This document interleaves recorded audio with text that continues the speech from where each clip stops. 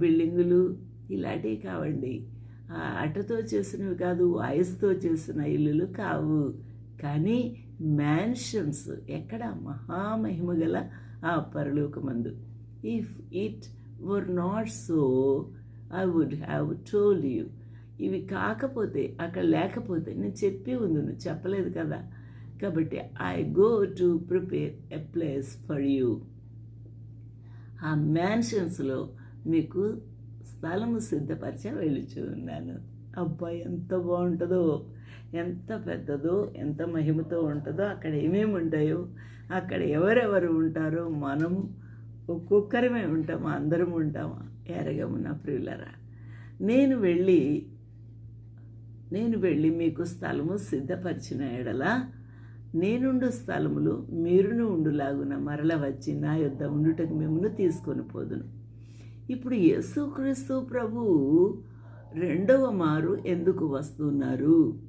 నేనుండు స్థలములో అనగా పరలోకములో మీరును ఉండులాగున అనగా ఆయన యందు విశ్వాసం ఉంచిన వారు కూడా ప్రభువుతో నివసించున్నట్లు ఆ ప్రభువు మనల్ని తీసుకొని పోవుటకు ఆయన మరలా వస్తూ ఉన్నారు.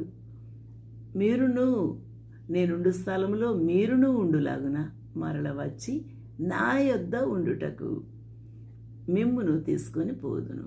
నా యొద్ద అంటే పరలోకంలో. ఎవరి వద్ద? మన ప్రభువైన యేసుక్రీస్తు వద్ద.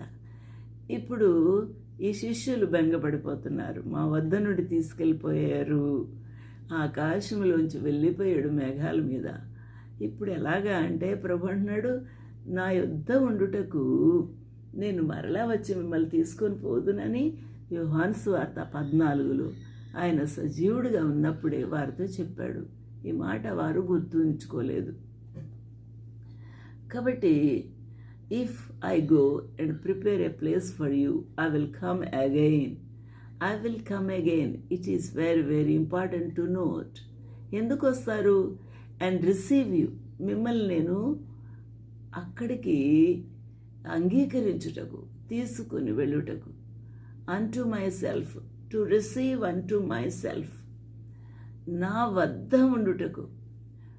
దట్ వేర్ ఐ యామ్, నేను ఎక్కడున్నాను, there you may be also, మీరు ఉండునట్లు నేను మరల వచ్చి తీసుకొని వెళుతాను, నేను చేర్చుకుంటాను అని.